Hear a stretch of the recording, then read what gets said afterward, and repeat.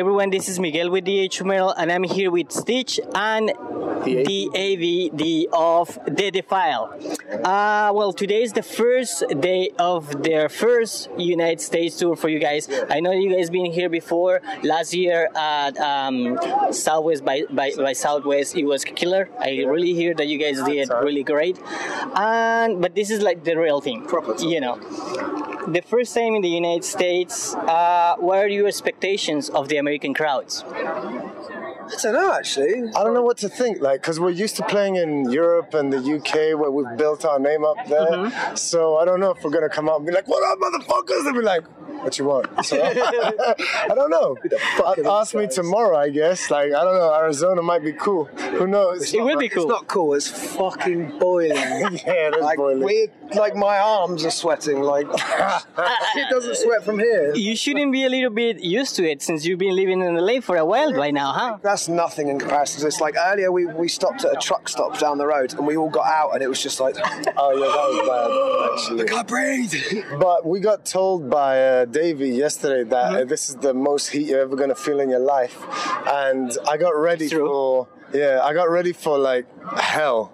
So I think I got pleasantly surprised when I wasn't just melting. I was just like, oh, it can't be that hot. I was like, yeah, it's really that hot. Yeah. All right, it's gonna be a long ride with this tour. Which one of the cities that you're gonna be hitting are you guys more excited to see, or which plays are some plays are you looking forward to see or play? I'm looking forward to hanging out with Jason Sukoff again in Florida. Mm-hmm. We're gonna be playing the Warped Tour over there. Jason Sukoff produced our new album Daggers, so we became really good friends. So I'm looking forward to seeing him again. So Florida. I look forward to going to Seattle, because I've never been there and like pure grunge kid growing up, so I'm just like, we've worked out so we can get there earlier, and you know. You were early into grunge then? Pure grunge. I still just listen to grunge. So we're playing the metal. Yeah. So yeah, it's good. We get to go see that. We get to go to New York. We've never, you know, a lot of these places we've never, even band members that we have never been there on holiday or visited or anything. So we're going to go to these, you know, places that, you know, exciting to go and look at. It's cool. It's cool that we're going to see the whole of the United States in 1 month. So you were mentioned that your whole reputation was built up in Europe and the UK. Yeah. But for the American crowd, for the people that don't know who the Defiled is, how do you guys define this sound of the Defiled? The sound. It's tough because we kind of, no matter how you look at it, we do look a certain way, and people think we're going to be, you know, a bit glammy or a bit, you know, gothy, but we're totally not. We're a metal band, and we have dark electronics that go with it, rather than like a lot of metal bands nowadays just think they can put cheesy synth techno over the top of metal and it works. It actually doesn't work. We try to keep it classy, I guess, but in Europe they call it, I guess in Europe they call us industrial metal. I don't know what they're going to call us here. Industrial metal, man. That's the thing. It's tough, isn't it? Like, you know, you don't know. Whatever they call you, that's what you are at the end of the day. So we just write what comes naturally, and you know, whatever. Just call it what you want to call it. Pretty much, yeah.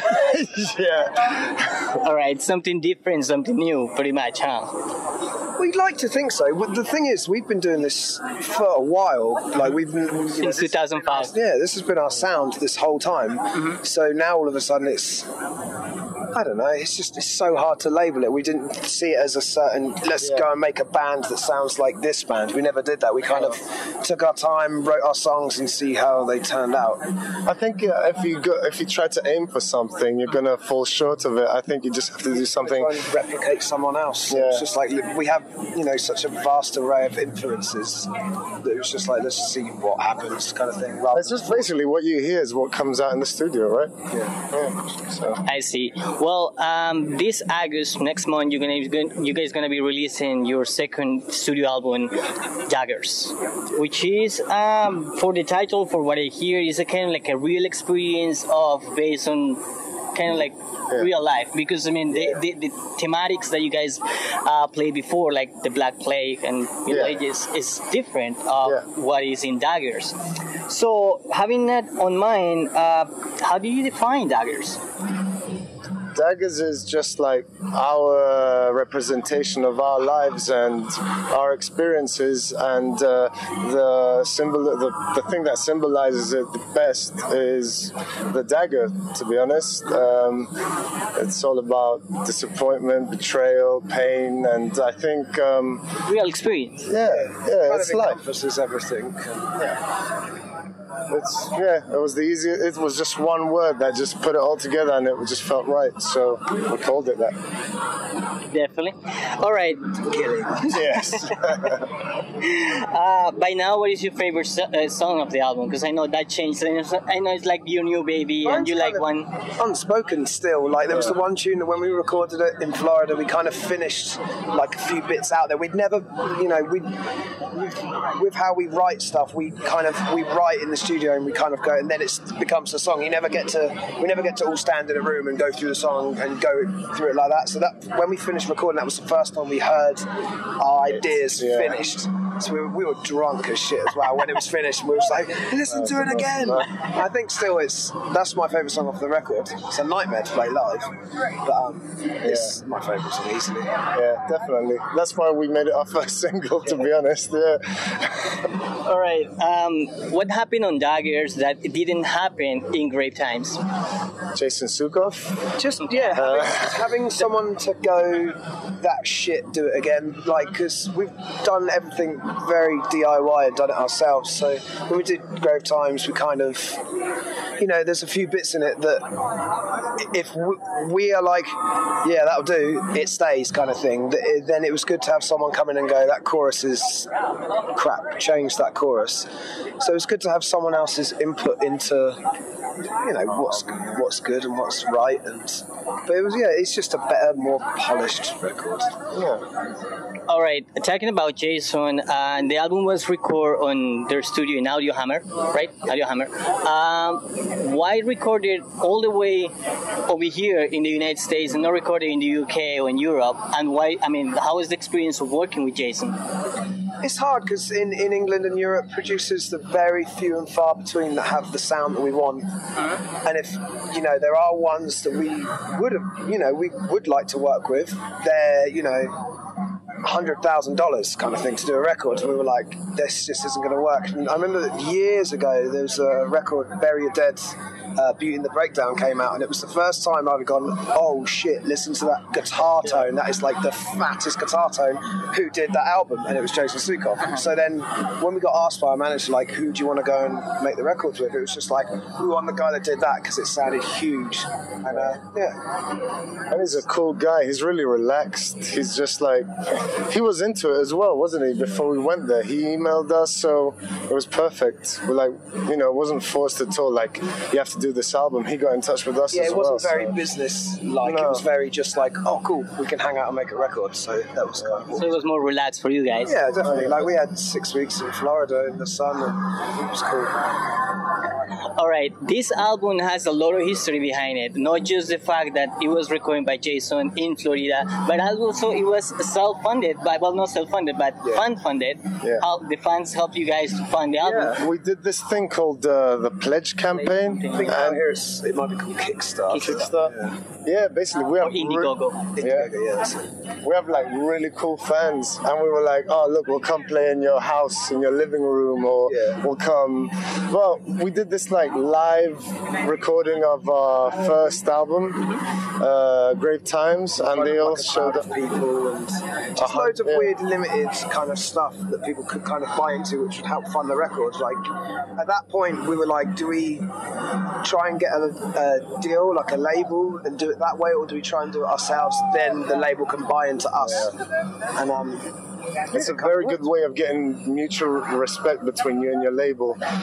You give them the finished product, and then they say, yeah, we like it, we'll put it out, instead of a label having, telling you what record they want or what tune they want for radio. Like, there's a mutual respect to begin with, so that's the way we did it. Which pretty much what happened with Nuclear Blast, right? Yeah. You guys ended up with them, and also the album is the first album of Needles on drums, right? So how how been so far the experience of working with needles? Well, that's one part, but also to working with nuclear blast. Experience with needles. Well, no, that's exactly experience with needles. It's like playing with needles, really.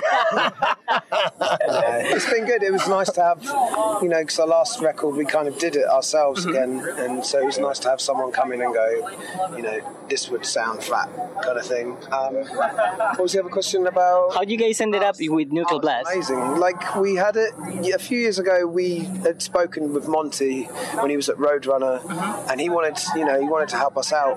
He wanted to sign us, but he couldn't go over the English company's head. So it didn't happen. And then when we were recording with Jason, Jason was on Skype with Monty, and he said, I've got a load of British people here. And he was like, who? And he said, the Defiled. He was like, I've kind of been into them for years. Cool, can I have first dibs on it? So we're like, cool, yeah, of course you can take first dibs on it, man. So, he was the first one to come along, and he was the first one to put it down. Yeah, he was the first one that went, cool, this is what we can offer. We did talk to other people, but everyone had different ideas and this and that. And I mean, Monty and Roadrunner, all these huge bands that but put out there. Like, it wasn't a no-brainer for us, really, wasn't it? It's like, we get to work with them. Yeah, we get to work with the people that founded our heroes bands. Yeah. So like, cool, let's do that. So that's what we're doing. And they've been good to work with. Like, they're really, really nice people. And they really help us on day-to-day stuff. So it's cool. That's good to hear from you guys. Now, you guys been sharing this stage with huge bands from Gojira, Ghost, Godsmack, playing and Download, playing on Lost Talk. I think you guys played Lost Talk as well too. Which out of these tours and out of this festival, which has been like the most ridiculous experience that you guys have coming to your mind, and the most horrible experience? You go for horrible. Horrible. What have we done? Everything's horrible. I'll go for good. Right. Download. When we first played there, it was really raining down. It was like torrential rainfall, and there were so many sets being cancelled. And before going on, they moved our set, and we were playing at the same. with no one before. Yeah. So we're like, it's going to be full. It's going to be cool. This and that. And then we're like, cool. Because Machine Head are huge in the UK. And we're like, as long as we're not clashing with Machine Head, it should be okay. And it turns out you're playing at exactly the same time with Machine Head. I was like, no one's gonna come, I guess. And we just came out, and the tent was packed. It was thousands. It felt good. That whole weekend was amazing. The next day we had the Golden Gods. We won Best New Band. So that whole weekend was I think, a really good weekend for us. It felt really good because the readers. Shit we'd been through for up till that point was like, it's kind of validated at last. Yeah, because it's the readers that vote for it. It's not the magazine that says these are the best newcomers. It's readers that take their time to, and then it's like, actually, people took their time to, vote for us. So yeah, that was cool. That was a cool time. What was the worst time? Now the horrible experience. First times we've had. Oh yeah, our first tour of Germany. Yeah. Wait, I think I hear that you guys get arrested, right? Yeah, the whole band? that was it. Can we go with that story? No, well... drugs and a weapon. That sounds serious. It wasn't real. We're innocent. Yeah, it was so hot as well, the whole tour. It was just melting. We did it pure old school, like in a van, like sleeping in a van as well. And I think that was hell. That was one of the worst moments ever. Like when we got back from that tour, it was just like I need to go and just lay in bed for a few weeks after that. So, but the question remains: what you guys get arrested for? Drugs and weapons. Yeah, it was drugs and weapons. Yeah, that's what we got arrested for. I don't know. So they say. It might not be true. We went out the night before and got bladdered. We came back to the van, and our driver was going to see AC/DC in London because we had 3 days off. It was with Static X. It was the night Michael Jackson died. It was the night Michael Jackson died, yes. Yeah. And he went back for the AC/DC concert, but he drove to the airport, left us at the airport just asleep in the van, and then went to go and watch AC/DC, and in that time, because he parked us next to an airport, it's like park a load of fucking degenerates next to an airport, it's gonna go wrong kind of thing. And then there was a tap at the door, and then that was it kind of thing. So it was fun. Dogs, police, like it was crazy, man. We're sitting in Ando at the side of the road, like what the hell is going on? Man? So that sounds intense. All right, now after this tour, finished the American tour. What is next for the Defiled? We finish this a few weeks later. We go back to England. We do Motionless in White tour, and then after that, we've got a few tours that are coming up for like November time. We're doing fly-ins. We're doing Australia. We're doing. Well, basically, we've been told by the label we're literally going to be when the record comes out, we're going to go on tour for a few years. So. Which has always been our goal, to be honest. So it's happy Gotta days. Make money somehow. In a band nowadays, that's how bands make money nowadays. Without touring, you're screwed. So, and we actually, we're at the point where we still enjoy touring, so it's not like a massive hindrance. If we were miserable gits about it, then we'd probably be in a bit of a different situation. But we kind of still quite like it still. Well, closing up, do you have any last word for the American fans, for the people that know about the Defiled, and from people that until now are discovering the band? I'd like to say, to people who have been supporting us and have bought any of our stuff and like us, thank you for making our dreams come true, and thank you for letting us go around the world playing the music we love. Basically, that's all. Do you have anything to say to the American fans?